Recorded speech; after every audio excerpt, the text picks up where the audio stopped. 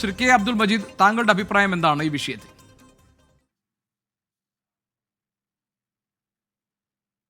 ഞാൻ അവസാനമാണ് ഈ ചർച്ചയുടെ ഭാഗമാകാൻ കഴിഞ്ഞത്. ചില സാങ്കേതിക തടസ്സങ്ങൾ കൊണ്ട് എനിക്ക് സൂമിൽ കയറാൻ കഴിഞ്ഞില്ല. പിന്നെ ഇവിടെ സൂചിപ്പിച്ചതുപോലെ ഈ സൂംബ ഡാൻസ് കൊണ്ടുവന്നത് ലഹരി നിർമ്മാർജ്ജനവുമായി ബന്ധപ്പെട്ട് ലഹരിയിൽ നിന്ന് കുട്ടികളെ മാറ്റി നിർത്തുക എന്ന ലക്ഷ്യം വെച്ചുകൊണ്ടാണ്. ഇവിടെ ചർച്ചയിൽ പറഞ്ഞവർ സൂചിപ്പിച്ചതുപോലെ തന്നെ കേരളത്തിലെ പൊതുവിദ്യാഭ്യാസ മേഖല, ആ പൊതുവിദ്യാഭ്യാസ മേഖലയിൽ എല്ലാ വിഭാഗത്തിൽപ്പെട്ട കുട്ടികളും പഠിക്കുന്ന ഒരു വിദ്യാലയമാണ് പൊതുവിദ്യാലയങ്ങൾ. അതിൽ ജാതി മത ചിന്തകൾക്ക് അതീതമായി എല്ലാവരും ഒരുമിച്ച് ഒരേ രീതിയിൽ ഒരുമിച്ച് ചേരുന്ന ഒരു ഇടമാണ് പൊതുവിദ്യാലയം.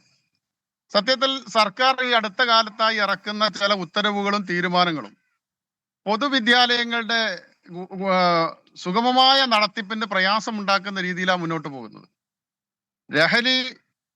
രാസലഹരിയാണെങ്കിലും അതോടൊപ്പം തന്നെ മദ്യം ഉൾപ്പെടെയുള്ള കാര്യങ്ങളാണെങ്കിലും അത് നിർമ്മാർജ്ജനം ചെയ്യുന്നതിനും അതിൻ്റെ വരവ്, അത് എങ്ങനെയാണ് ഈ സംസ്ഥാനത്ത് എത്തിപ്പെടുന്നത്, അതെങ്ങനെയാണ് കലാലയങ്ങളിലേക്ക് എത്തുന്നത്, അത് പ്രതിരോധിക്കാനുള്ള മാർഗങ്ങളാണ് സർക്കാർ ആദ്യമായി ആലോചിക്കുകയും അതിനു വേണ്ട പ്രവർത്തനങ്ങളുമാണ് നടത്തേണ്ടത്.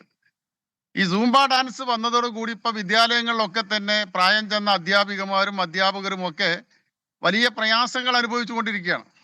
ഒരിക്കലും ഒരു സൂംബ ഡാൻസ് വിദ്യാലയങ്ങൾ നടത്തുന്നത് കൊണ്ട് ലഹരിയിൽ നിന്ന് കുട്ടികൾ പിന്മാറുമെന്ന വിശ്വാസമൊന്നും നമുക്കില്ല, KPSTക്കില്ല. അപ്പൊ അതുകൊണ്ട് തന്നെ ഇത് നേരത്തെ ഫാത്തിമ തഹ്ലിയ ഒക്കെ സൂചിപ്പിച്ചതുപോലെ തന്നെ ഒരു പദ്ധതി, ഒരു പ്രോഗ്രാം പൊതുവിദ്യാലയത്തിൽ നടപ്പിലാക്കുമ്പോൾ അത് അതിൻ്റെ കൺസേൺഡ് അതോറിറ്റികളുമായി ചർച്ച ചെയ്ത് അതിൻ്റെ ഗുണവശങ്ങളെക്കുറിച്ചും അതിൻ്റെ ഗുണപരമല്ലാത്ത വശങ്ങളെക്കുറിച്ചും ആലോചിച്ച് ഗുണപരമായ വശങ്ങൾ നടപ്പിലാക്കാനുള്ള തീരുമാനമാണ് ഭരണവർഗം, ഭരിക്കുന്ന സർക്കാരുകൾ നടപ്പിലാക്കേണ്ടത്. പക്ഷെ ഇവിടെ ഈ സൂംബ ഡാൻസിന്റെ പ്രഖ്യാപനം തന്നെ പൊതുവിദ്യാഭ്യാസ മേഖലയിൽ പ്രവർത്തിക്കുന്ന ഒരു അധ്യാപക സംഘടനയുമായി ഒരു കൂടിയാലോചനക്ക് പോലും തയ്യാറായിട്ടില്ല. വിദ്യാർത്ഥി സംഘടനകളുമായിട്ട് കൂടിയാലോചന നടന്നിട്ടില്ല. ഞങ്ങളൊക്കെ അത് മനസ്സിലാക്കുന്നത് തിരുവനന്തപുരത്ത് പ്രിയപ്പെട്ട ബഹുമാനായ നമ്മുടെ വിദ്യാഭ്യാസ വകുപ്പ് മന്ത്രി ഒരു സൂംബ ഡാൻസിൽ പങ്കെടുക്കുന്ന 2500ഓളം കുട്ടികൾക്ക് ഒരു ബനിയൻ പുറത്തിറക്കുന്ന ആ അവസരത്തിലാണ് ഈ സൂംബ ഡാൻസിന്റെ കാര്യങ്ങളെ കുറിച്ച് അധ്യാപക സംഘടനാ പ്രതിനിധികൾ ഉൾപ്പെടെ അറിയുന്നത്. അപ്പോ ഇവിടെ നേരത്തെ ചർച്ചയിൽ സൂചിപ്പിച്ചതുപോലെ തന്നെ ഈ ലഹരിയിൽ നിന്ന് പിന്മാറാൻ സർക്കാരിന് അവലംബിക്കേണ്ട ഒട്ടേറെ മാർഗങ്ങളുണ്ട്. കേരളത്തിലെ രാസലഹരിക്ക് അടിമപ്പെട്ട ഒരു വലിയ വിഭാഗമുണ്ട് എന്നുള്ളതൊരു യാഥാർത്ഥ്യമാണ്. അത് നിർമ്മാർജ്ജനം ചെയ്യേണ്ടത് വളരെ അത്യാവശ്യമുള്ള കാര്യമാണ്. അതിനനുസരിച്ചുള്ള പ്രോഗ്രാമുകൾ അതെങ്ങനെ ഈ വിദ്യാലയങ്ങളിലും കലാലയങ്ങളിലും അതോടൊപ്പം തന്നെ അതിൻ്റെ ഉപയോഗം ഏതൊക്കെ രീതിയിൽ കുറക്കാൻ പറ്റുമെന്നതിനെ കുറിച്ച് കൃത്യമായ ചർച്ചകളുടെയും ആലോചനകളുടെയും ഒക്കെ എല്ലാവരുമായിട്ടുള്ള ഒരു സമമായ ചർച്ചയിലൂടെ വേണം നടപ്പിലാക്കാൻ. അതല്ലാതെ പേരെടുക്കുന്നതിന് വേണ്ടി, അതല്ലെങ്കിൽ ഏതെങ്കിലും ഒരു പദ്ധതി പ്രഖ്യാപിച്ച് ആ പദ്ധതിയിൽ നിന്ന് എന്തെങ്കിലുമൊക്കെ അത് നടപ്പിലാക്കി എന്ന് ഒരു കേളികൊട്ട് നടത്തുന്ന രീതിയിലുള്ള പല പരിപാടികളുമാണ്. ഞാനൊരു ഡയറക്റ്റായിട്ട് ഒരു ക്വസ്റ്റ്യൻ ചോദിക്കട്ടെ, KPSTയുടെ പ്രതിനിധി നിലയിൽ. KPST ഈ പദ്ധതിക്ക് എതിരാണ് അല്ലേ? KPST അത് ഒരു ചർച്ചയും കൂടാതെ, ഒരാലോചനയും കൂടാതെ, സംഘടനാ പ്രതിനിധികളുമായോ വിദ്യാർത്ഥി പ്രതിനിധികളുമായോ സമൂഹവുമായോ രക്ഷിതാക്കളുമായോ ഒരാലോചനയും കൂടാതെ നടപ്പിലാക്കിയ ഈ പദ്ധതി അനുചിതമായ ഒരു പദ്ധതിയാണ് എന്ന അഭിപ്രായമാണ് നമുക്കുള്ളത്.